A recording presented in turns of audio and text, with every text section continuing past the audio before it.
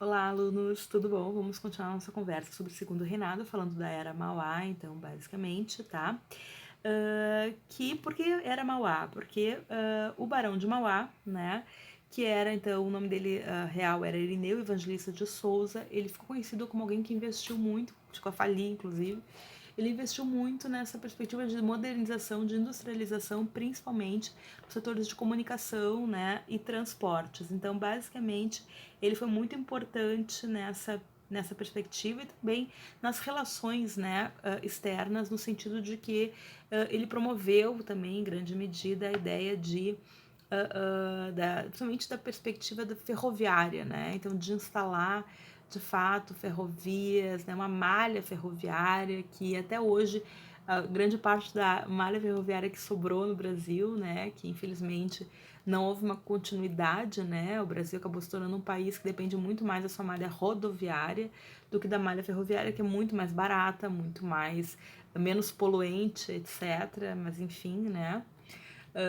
Bom, o fato é que as locomotivas, né, a primeira início da malha ferroviária, basicamente foi muito investimento também, né, do Visconde de Mauá, que tinha esse olhar de que o Brasil pudesse vir a se desenvolver, etc, né? Tem um filme, inclusive, sobre a história dele, a biografia dele, se não me engano, com o Paulo Betti.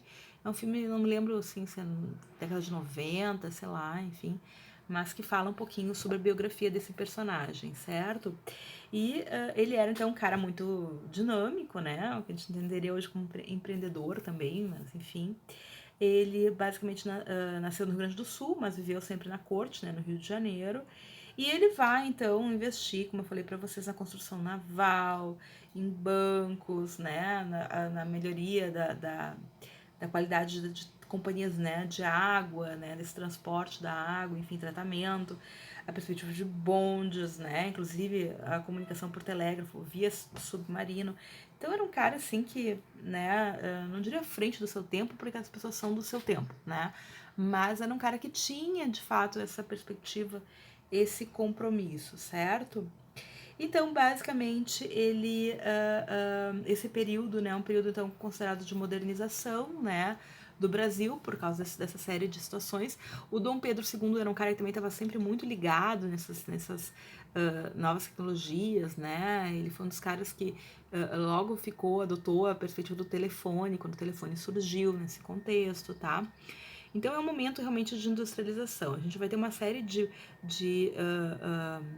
enfim, né, de instauração dessas ferrovias. A primeira delas, se não me engano, ligava Rio de Janeiro a Petrópolis, não era também muito longa, mas foi inicial. Depois a gente vai ter também a Central do Brasil, depois na região Nordeste, o que vai facilitar bastante, né, principalmente o transporte de produtos, certo? Só que, como eu falei para vocês, a gente não tem assim uma continuidade posteriormente, né, desse investimento, né, desse incentivo à industrialização, e por isso que vai ser de fato um surto, né, e não algo planejado, algo pensado a longo prazo, certo? Bom, depois o livro vai falar um pouquinho sobre a questão da mão de obra no segundo reinado, né? Então, que é um tema longo, né? Um tema bem importante.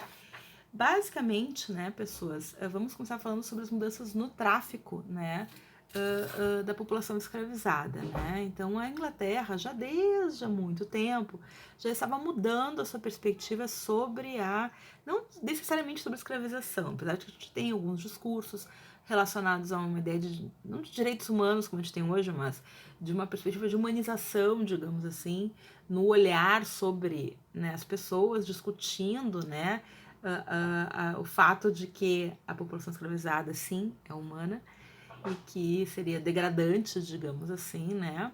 Então, tu tem todo um ideário, corações e mentes, que é necessário para convencer as pessoas, não basta só a coerção, né, sobre violência, mas tu tem que ter todo esse aparato que embase discursos, né, que as pessoas acreditem, enfim, né?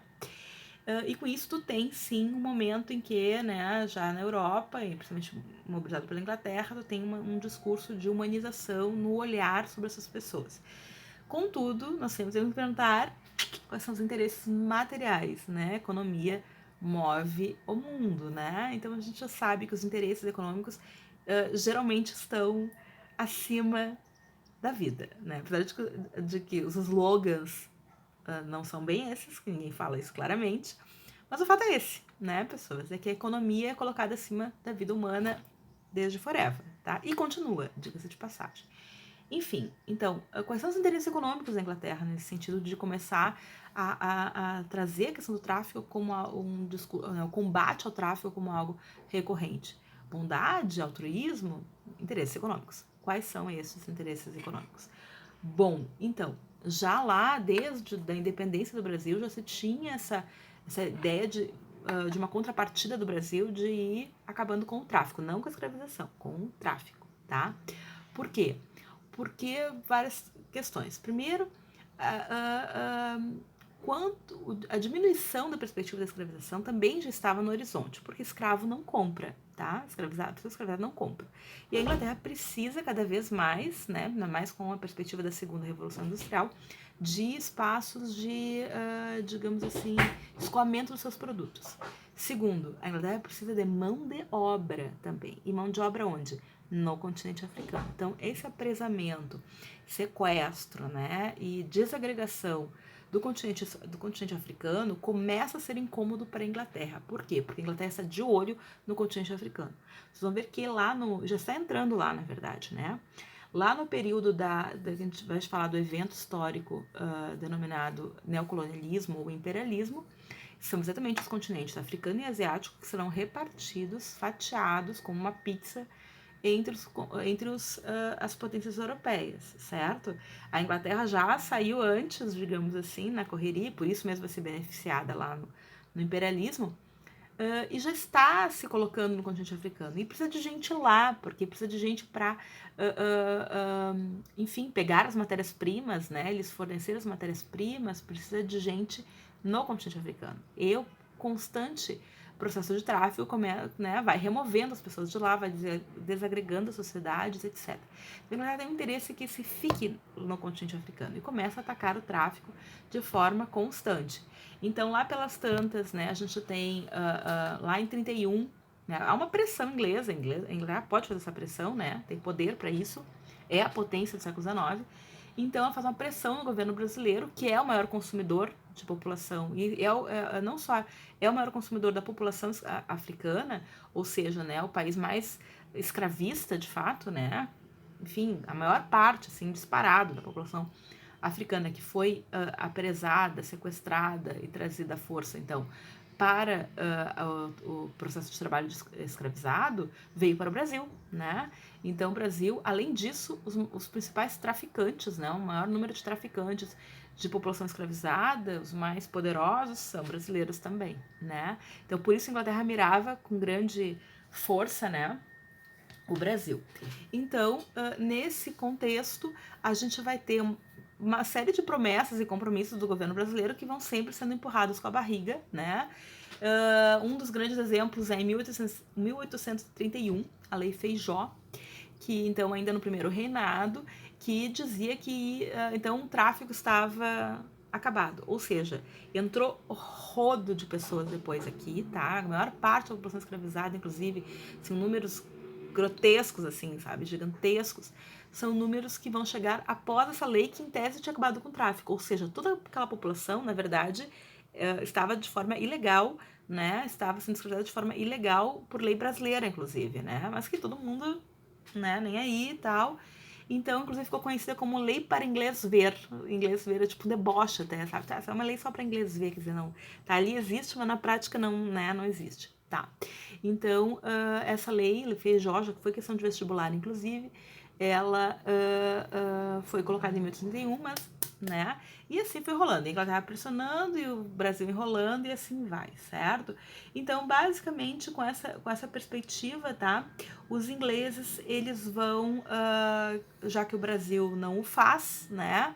Não, eu vou então forçar de vez mesmo, vou meter o pé na porta, chutar o balde, e eles vão criar então em 1845 a lei chamada Bill Aberdeen, que é então uma lei inglesa, né? E por essa lei então eles vão se autorizar a apreender qualquer navio, né, negreiro, enfim, né, ou seja, e como a Inglaterra tem uma marinha extremamente poderosa, eles conseguem fazer esse circuito, conseguem fazer esse cinturão, digamos assim, protetor, né, e que vai de fato minar as bases econômicas desses traficantes, porque muitos navios vão ser né, apresados, certo? E aí eles vão perder toda a carga, enfim, né?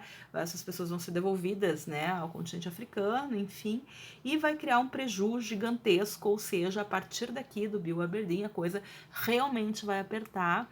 E, enfim, se conhecia quais eram as principais rotas, sabia-se de onde vinham grande parte da população escravizada, e era esse espaço que a Inglaterra vai mapear, e ficou muito, muito, muito mais oneroso fazer esse processo e passar, furar essa, digamos assim, essas, enfim, né, essa blindagem que os ingleses vão fazer, certo? E aí, realmente, o Brasil vai ter que encarar o final do tráfico negreiro, tá? Então, na próxima aula a gente vai conversar sobre isso. Até lá, bons estudos!